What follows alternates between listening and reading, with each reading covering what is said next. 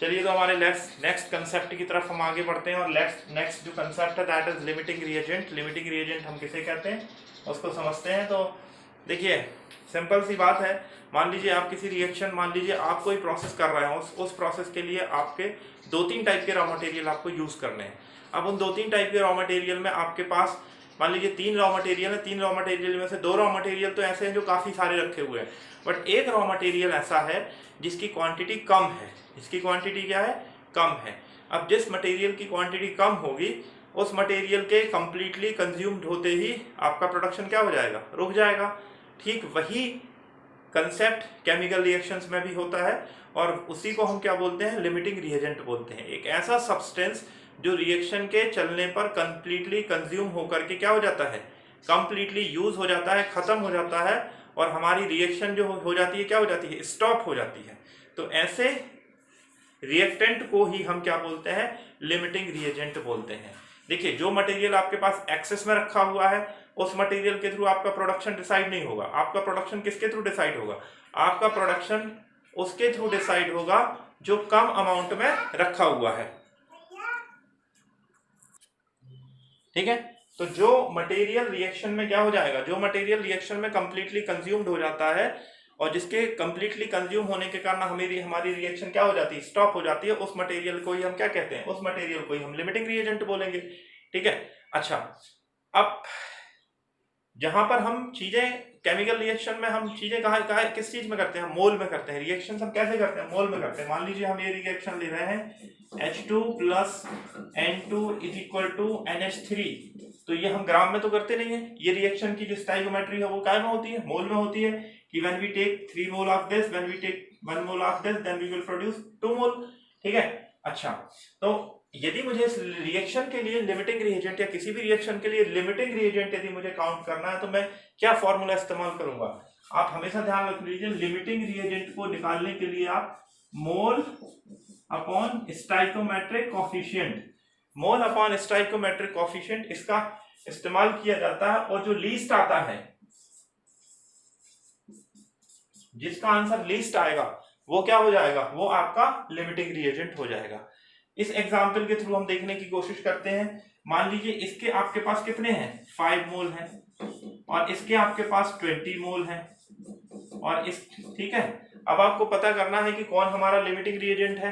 तो आप क्या करिए, 5/3 कर दीजिए और 20/1 कर दीजिए।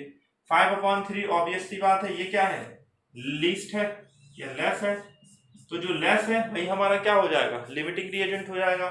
अब आपसे पूछा जाए कि यहाँ पर कितने मोल ऑफ NH3 बनेंगे, तो अब देखिए आंसर इसके थ्रू डिसाइड नहीं होगा। आंसर किसके थ्रू डिसाइड होगा? इसके थ्रू डिसाइड होगा। अच्छा अब यहाँ पर हम देखते हैं कि when we take 3 moles then 2 mole produce, when we take 1 mole then 2/3 mole produce, then when we take 5 mole, अब जब हम 5 लेंगे तो कितने प्रोड्यूस होंगे इसके? 2/3 into 5, so this will be 10/3, this will be 3.3 mole of ammonia will produce when we take 5 mole of hydrogen. समझ में आई बात? तो इस तरीके से आपको मोल कंसेप्ट के क्वेश्चन को करना है। चलिए एक और क्वेश्चन हम लगाते हैं।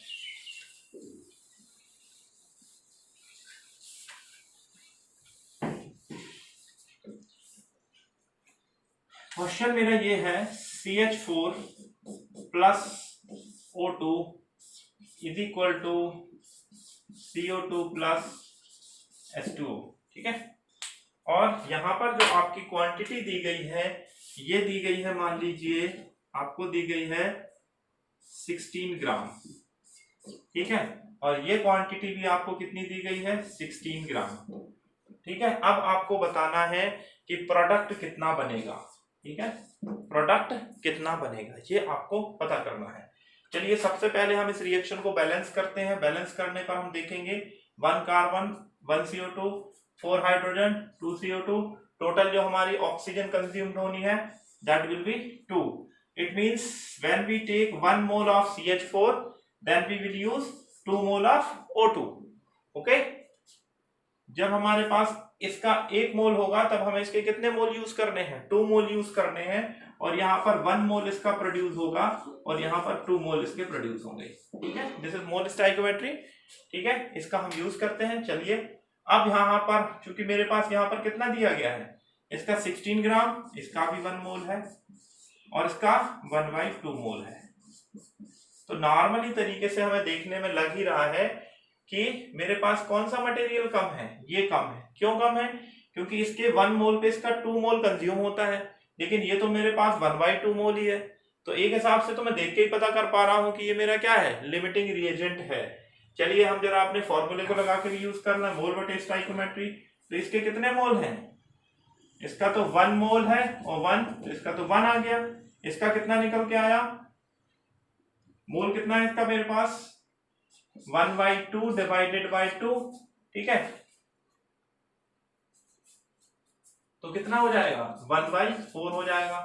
तो ये मेरा जिसका, अच्छा इस 1/4 का कोई यूज नहीं है, ये केवल ये पता करने के लिए है कि यहाँ पर मेरा आंसर 1 आया, 1/4 आया। तो जिसका आंसर 1/4 आया है वो लिमिटिंग रिएजेंट होगा, इसके अलावा इसका और कोई यूज नहीं है। ठीक है, तो अब मेरे पास ये इसका कितना है? 1/2 मोल है। तो मेरी रिएक्शन टोटल कितनी प्रोसीड होगी? मेरी रिएक्शन कितनी प्रोसीड होगी कि when we take 1 mole of this then it will be, we will take 1/2 mole. अब यहाँ पर देखिए, जब मैं इसका 2 मोल ले रहा था तो इसका कितना? 1 मोल यूज हो रहा था। अब मेरे पास जब ये इसका कितना होगा? 1 मोल होगा, तो ये कितना यूज होगा? 1/2। और जब मेरे पास ये 1/2 है तो ये कितना यूज होगा? 1/4। इसके 1/2 होने की कंडीशन में ये कितना? 1/4 यूज होगा। ठीक है, अच्छा जब ये 1/2 तो ये 1/4 होगा यूज। अच्छा, जब ये 1/4 यूज होगा तो ये कितना प्रोड्यूस होगा? ये 1/4 प्रोड्यूस होगा और ये कितना? 1/2 प्रोड्यूस होगा। ठीक है, इस तरीके से हम इसके आंसर निकाल सकते हैं। अब यदि हम इसको ग्राम में निकालें तो इसका 16 ग्राम प्रोड्यूस यूज ना होकर कितना? इसका 4 ग्राम यूज होगा, इसका पूरा 16 ग्राम यूज होगा। यहां पर इसका 1/4 बनेगा, तो 44 divided by 4 is equal to 11 gram हो गया।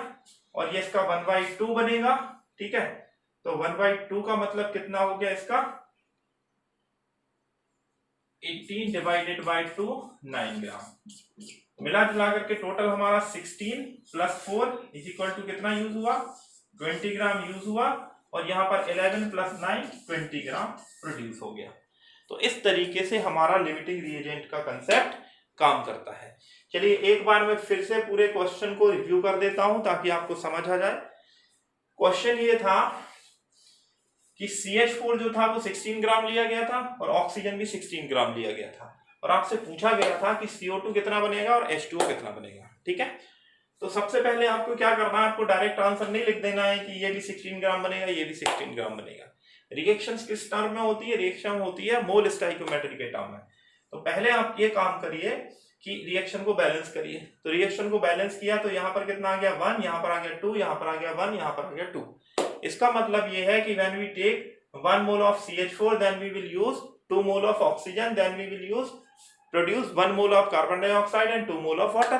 ठीक है, अब हम यहाँ पर देखते हैं कि हमारे पास सब्सटेंस ग्राम में दिया गया है। ठीक है, तो सबसे पहले हम सब्सटेंस को क्या में कर लेते हैं? मोल में कन्वर्ट कर लेते हैं। क्योंकि किसी भी रिएक्शन में यदि कोई चीजें एक्सेस में नहीं दी गई है, लिमिटेड दी गई है, तो इतना पक्का है कि लिमिटिंग रिएजेंट का कंसेप्ट वहां पर लग सकता है। और देखिए रेशियो के थ्रू हम निकाल भले ही सकते हैं कि ये इसका बनेगा, इतना बनेगा, लेकिन जितना हमारे पास अमाउंट अवेलेबल है उसी हिसाब से तो बनेगा। ठीक है, तो हमने यहाँ पर देखा कि जो ऑक्सीजन है वो 1/2 मोल है, जो CH4 है वो 1 मोल है। ठीक है, अब इस आधार पे हमको पता करना था कि क्या बनेगा। तो सबसे पहले हम लिमिटिंग रिएजेंट पता करते हैं। लिमिटिंग रिएजेंट पता करने का फॉर्मूला क्या है? Mole upon stoichiometric coefficient. तो हमने क्या किया, इसके मोल को इसके स्टोइकियोमेट्रिक कोएफिशिएंट 1 डिवाइडेड बाय 1 किया, और इसके मोल को कितना था 1/2, उसको डिवाइड किया किससे?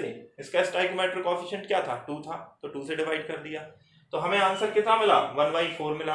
अब इन दोनों में जो लीस्ट है वो 1/4 है, मतलब हमारा लिमिटिंग रिएजेंट कौन है? हमारा लिमिटिंग रिएजेंट O2 है। मतलब पूरी की पूरी रिएक्शन में जो प्रोडक्शन है वो किसके थ्रू रेगुलेट करेगा? O2 के थ्रू रेगुलेट करेगा, ना कि CH4 के थ्रू। क्यों?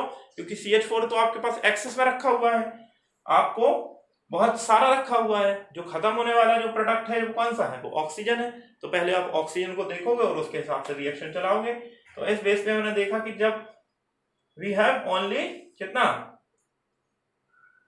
ये हमारे पास 1/2 है, तो ये जब हमारे पास 1/2 है तो ये कितना कंज्यूम होगा? 1/4 कंज्यूम होगा। अच्छा, ये यदि 1 होता है तो ये 1 प्रोड्यूस होता है और ये 2 प्रोड्यूस होता है, या मैं ऐसे कह सकता हूं ये 2 होता है तो ये 1 प्रोड्यूस होता है। तो ये मेरे पास 1/2 है, तो ये कितना प्रोड्यूस होगा? 1/4 प्रोड्यूस होगा। तो ये 1/4 प्रोड्यूस हुआ और ये 1/2 प्रोड्यूस हुआ।